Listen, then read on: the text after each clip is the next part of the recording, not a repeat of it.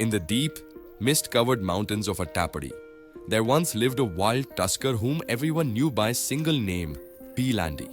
To some, he was terror. To others, he was Devam, Swami, a god who walked on four legs.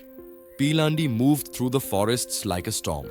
He bathed in cold streams, ate the fruits of the wilderness, and wandered freely with the authority only nature can give. But when he strayed close to human villages, fear followed. Paddy fields were crushed, banana groves uprooted, trees snapped like twigs. And in those moments of chaos, 9 people lost their lives, including 5 tribal villagers. Yet the Adivasis never hated him. They believed his violence was accidental, born from confusion, not cruelty. They claimed that fields raided by Pilandi always yielded richer harvests, and that he never entered the same field twice. For them, Pilandi was not a rogue. He was a force of the forest, a divine presence. But the settler farmers complained. Fear grew, and one day, the forest department decided Pilandi must be captured.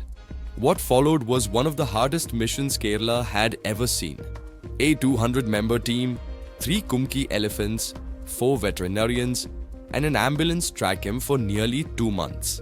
Dart guns cracked through the valleys, elephant roars shook the mountains.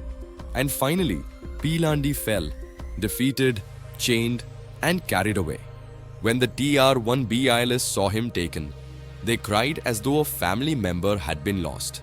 Months later, some even traveled 6 hours to Kodnath just to see him, just to receive his blessings.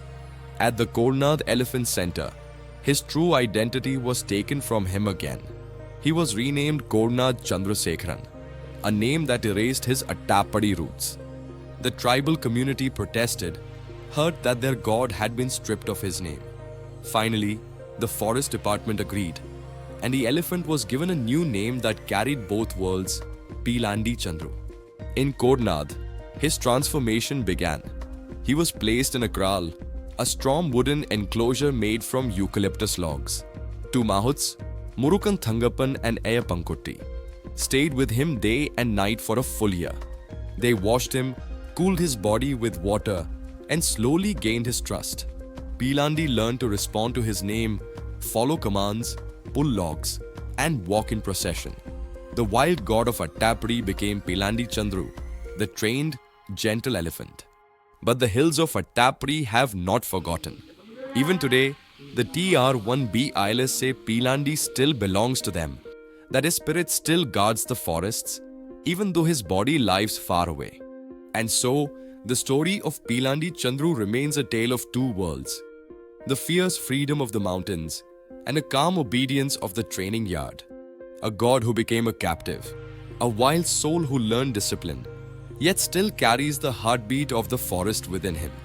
This is the journey of Pilandi Chandru, the elephant who walked as a legend and still lives as one.